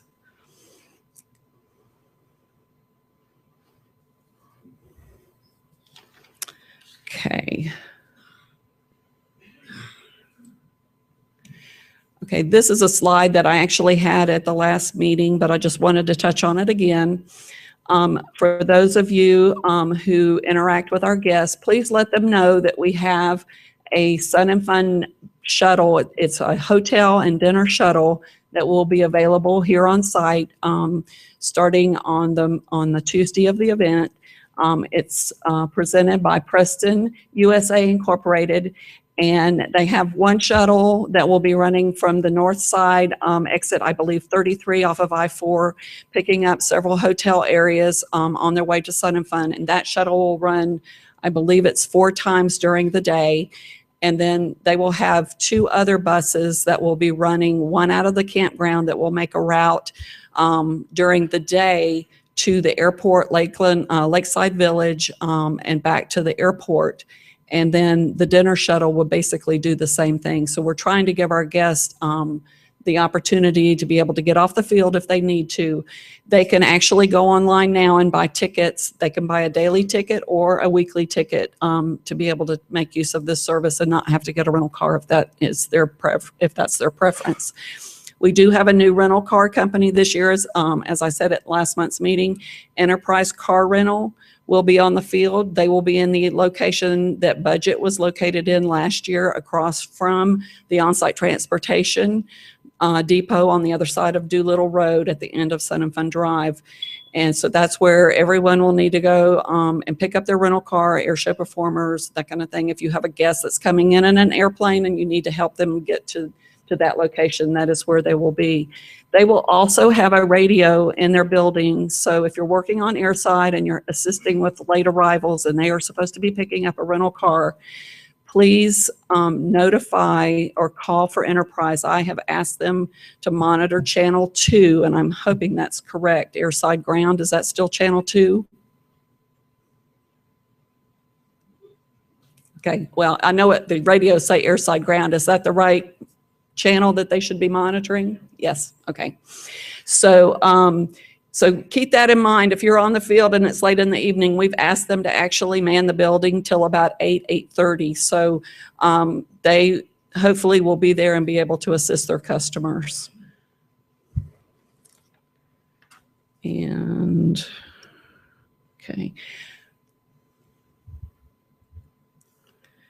Okay, this is the map that I had last month, and I just kind of want to touch again over the different areas. Greg has talked about a couple of them and a couple other people, but the 927 club parking is new this year.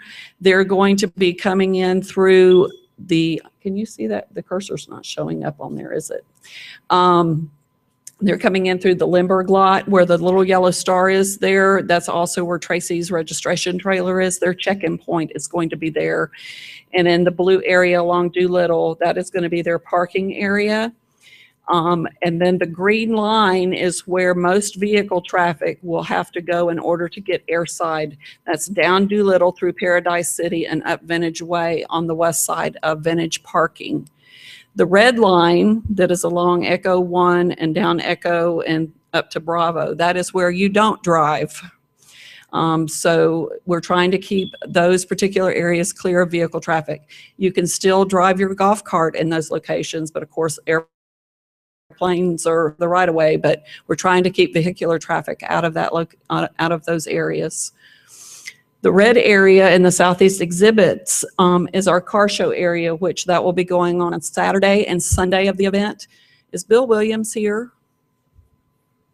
The last time I checked, we had 70 cars registered, and I think we have gotten about 20 more since then for Saturday. So we're going to have a very good turnout for our car show. And that really makes me very, very happy. The green area just below that in the southeast exhibit area is the Veterans Plaza Gary was speaking of earlier, along with the reenactors. The jet team families that come in on Saturday and Sunday that are here for the Thunderbird families will be making use and parking in the CFAA high school parking lot. The other star that's there in front of the Tom Davis Center is another location that the Preston shuttle will be picking up and delivering to, along with over in the Lindbergh lot. And they will also, the campground shuttle will pick up in front of the E-hangar. The Warbird ramp is that big blue square there in the middle of the field. And then right above that is a green square is where part of the airshow performer parking is going to take place. You can't really see it very well, but just to the west, southwest of that, the blue Warbird ramp is a little orange block, and that is where the Warbird headquarters building is going to be. And I think that might be it for me. Oh, the other thing I wanted to mention about the shuttle, we do have brochures available for the shuttle. So we are going to have those in our guest service areas. They're going to be in the tourism building. And if you have an area where you think you might need to have some brochures in order to offer them to guests, I have some in my office. I don't have a huge supply, but we can get some more. So please let me know if you'd like to have some, and we can certainly accommodate you.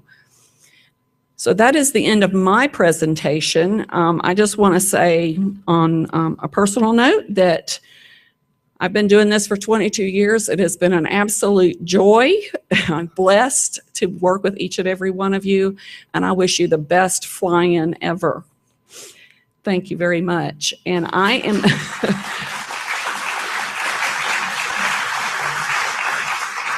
I'm going to invite Mr. Bob Hiley up here to give us an update on Seabird and splash-in operations.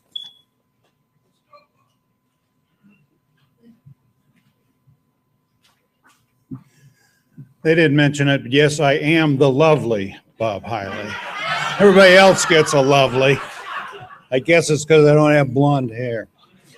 Anyway, yes, I do understand that I'm standing between you and lunch. However, the Seabirds have been noticeably absent. We've been working very, very hard. As most of you know, Fantasy of Flight has changed their operations over there. And between myself, my co-chairman, Mr. Bill Schmaltz, and the staff here, working with Kermit and his staff over there, we've come to an agreement and be able to actually do our splash in at Fantasy of Flight this year as we have in the past. Been over there. The lake is really, really full, so it's going to give us some challenges, but at least we're not going to scrape any bottoms. I'll guarantee you that. But the splash in is Thursday, the 23rd. We will be operating between 9 o'clock and 3 o'clock over at Fantasy of Flight. We'll have our normal shuttles leaving here between our Seabird tent out on the ramp and then back over to the Fantasy of Flight site and back. We're going to cut it off by 3. We've got to get airplanes back over here because of the Thunderbird practice. So we'll still have our full contest and goings on over there. So anybody that doesn't have anything to do on Thursday, I noticed they pretty well filled up Thursday's card. Come on out to the Splash Inn. We will be having our Seabirds dinner. Again, Kermit's reconfiguration over there, there's no place to have it. So we're going to actually move it to John Foster's paint shop, which is right behind where we parked the seaplane here over here. Anybody that has been to the seaplane dinner in the past or wishes to come, the tickets are available online. Then Saturday, Bill Schmaltz put together a great barbecue dinner that we're going to have in the seaplane tent on the field prior to the night air show. If you're wandering around and don't have anything else to do before the night air show, we have a great spot to watch it from, and we'll be having our barbecue dinner on Saturday night. Again, the details are online. So if anybody has any questions or comments about the Splash In, we will be doing it. Yeah, go ahead. We're going to cancel the flyby this year due to the fact that we got to compress our schedule.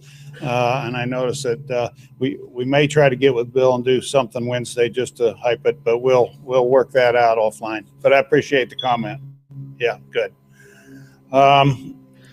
Any other quick questions? Laura, do you want this back? Oh, here's Lights. He's right behind you. Ladies and gentlemen, the light and lovely Lights. You are a handsome devil there, Mr. Bob Eiley. Okay, a couple of quick notes. We'll open up the floor to questions. Oh, is Pat? That's right. The parade. Are you up, Pat? Well, please come on up. Everybody knows the lovely and talented Pat Quinn.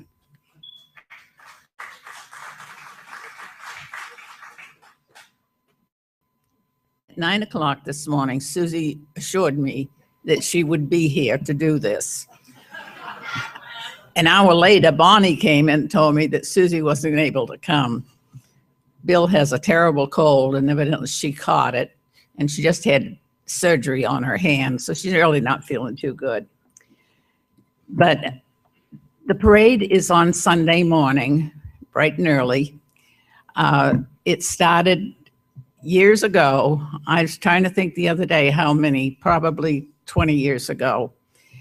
The ground safety crew used to gather early in the morning over in the campground, and then when they all got out there, they'd rev up their motors and circle the campground.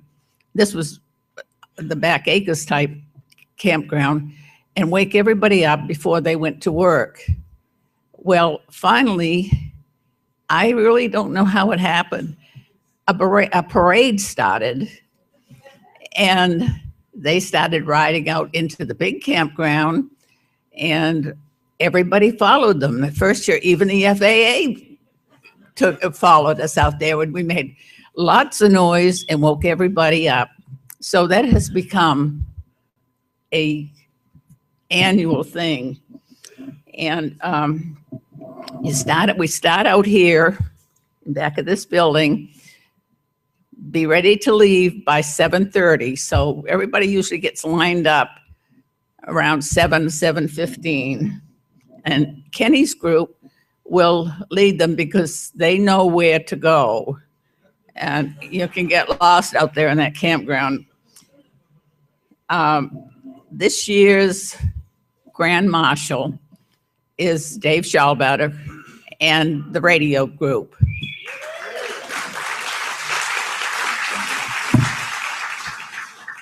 Now, this doesn't take very long. We go out there and come back to the speaker stand here, and somebody says something very nice about us. And then we have a trophy that we present to the Grand Marshal, and then you all go back to work.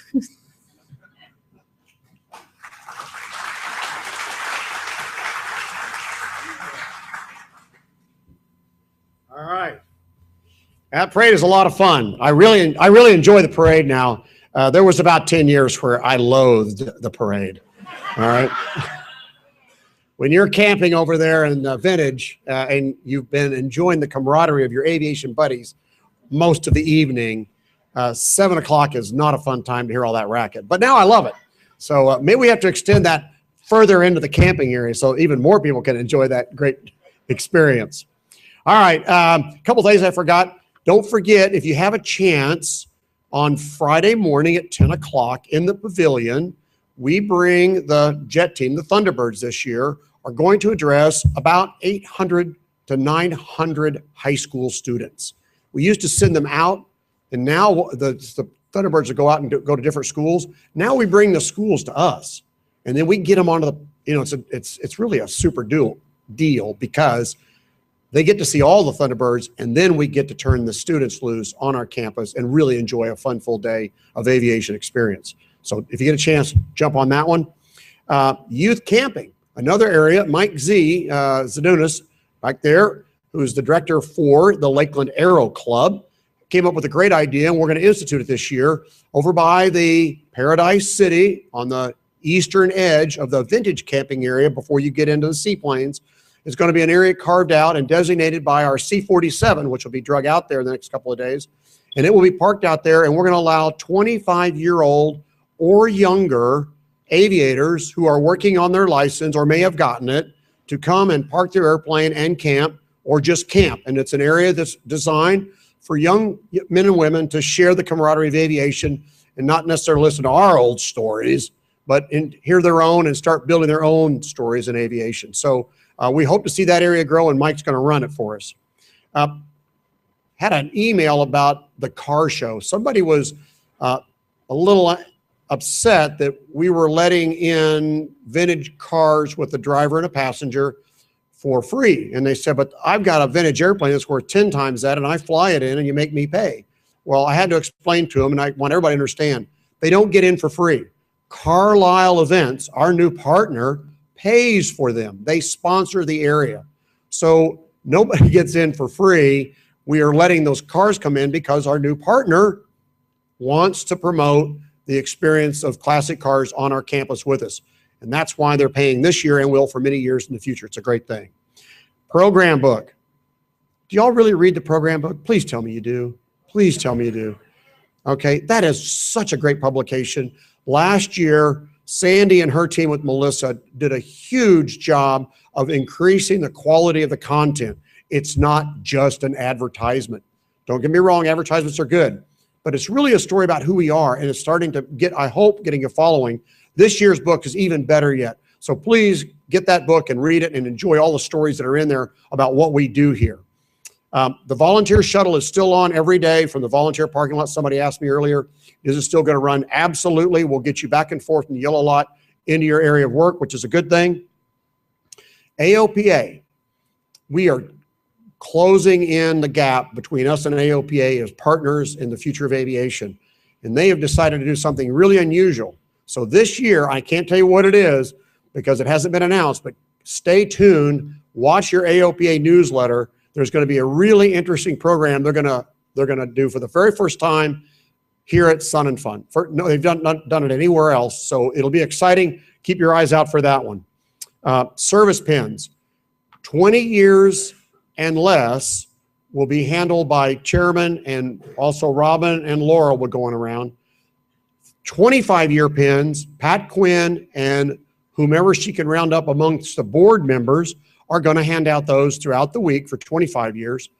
30 and 35. Pat Boyce, not Pat Quinn. I apologize. You didn't know you're doing that, Pat? Well, I had Pat Quinn on the brain here. I'm sorry. It's Pat. We got too many Pats up here. Pat Boyce, our board member, with other board members, will hand out the 25-year pins. And then Chairman of the board, Bob Knight, and myself will hand out the 30 and 35. If you've got a specific time you would like us to be there, let Christine know, and we'll get it on the schedule to come out to your area to hand out those pins. We really want to make sure they get to all the right folks, and we don't miss anybody. And then lastly, UAVs. We all love them. How many people have the little remote controlled helicopters? You fly them around, yeah. Those are really cool. But in our environment during the fly-in, that's a huge potential incident waiting to happen. Imagine, if you will, you've got your camera up there and you're flying around, you're getting pictures of the crowd on the flyover, and you get it up there and all of a sudden something goes awry and that baby takes on a life of its own. And as it comes crashing back to earth, because they will come down. So when they come down, Lord help us if they hit that poor young mother and her 2-year-old kid in the stroller, whack, somebody loses an eye. Well, the fun stops right there. So we are not allowing UAVs, unmanned air vehicles, at the fly-in.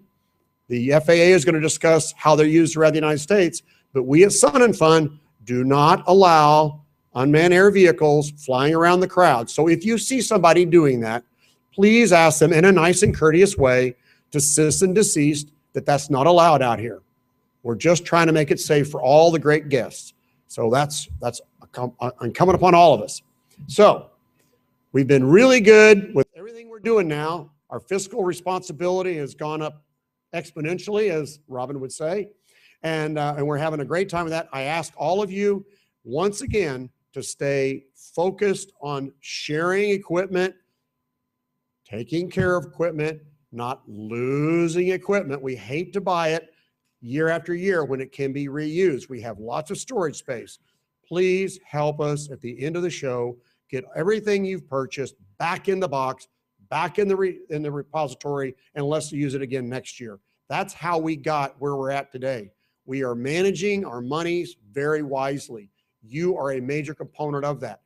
Don't lose stuff. Now, questions. Yes, ma'am. Sam Graves will be here for Town Hall. Would love to have you at that one on Saturday at 11 o'clock right in here. That's usually poorly attended. We'd love to have you come in here. We're fighting for our rights. One of the things that Bob Knight and I are going to do in 2 weeks, we're meeting with the Southeast Region's new FAA administrator, subject air traffic controller pricing. Anybody want to guess what we pay here at Sun and Fun, what the bill that comes to Lakeland Lender? It's a little short of $300,000, about 280 some thousand. That's not cheap, folks. That's not in the budget line. EAA and Oshkosh, they're over 400,000. That has to go away. We cannot make it go away. Sam Graves can. Sam Graves is a co-chair for the GA caucus in Washington. He is a powerful voice. Senator Inhofe is a powerful voice. We are lobbying with them to convince them not to charge us for those controllers, as they've done for so many years. Okay, what else? Another question. Yes. Oh, evacuation times? Yes. Greg, we're going to evacuate the campground. The Thunderbirds fly at 4. We don't have to evacuate for the Breitling team. No problem there. The jet team Thunderbirds, the Thunderbirds will go at 4 o'clock. So they will fly at 4:30. We'll start the evacuation at 4. Okay, on Friday, Saturday, Sunday. Did I get that right? Okay, another question. Anyone? Oh, this is great. I love you people. Oh, wait a minute. What'd I hear? What'd I hear? I hear stomachs are growling. Arr, matey, where's the food? All right, let's draw. I got to draw 5 names out of this thing. Yes, sir. Flipper. Flight Ops meeting is going to be held in here 30 minutes after we break for lunch. Okay, first one. Tim Shyman. Timmy boy. All right, Timmy's in there. Patricia Quinn. Oh, woo! Hey, look, this is all random, really. It is. Okay, Paul Aiken, vintage. Paul. Perfect. Thank you, Bill. Appreciate it. Make sure he knows. All righty. Down at the bottom down here. Picking it up. All right. What do we got? We have Travis Marks. Travis. Yay. He's an early bird, too. All right. That's 4. I get one more. John Leanhouse. No, sorry. Joy Bonnet. Beunett. Did I get that right? Does anybody know them? Unit. Do I see a hand back there? Is that you? It's your mom? I'll tell her, don't, if she's not here, we'll let you go. How about that? Yeah. Tell Joy she's got it. And I got a backup coming up here. This is the alternate in case somebody doesn't get out there in time. All righty. Well, how about this? Part of the Ginger and Al team. Ginger Al. This is Al Dorcas. Hey, Al. All right. Okay. Without further ado, food is waiting for you. Thank y'all so very much for what you do.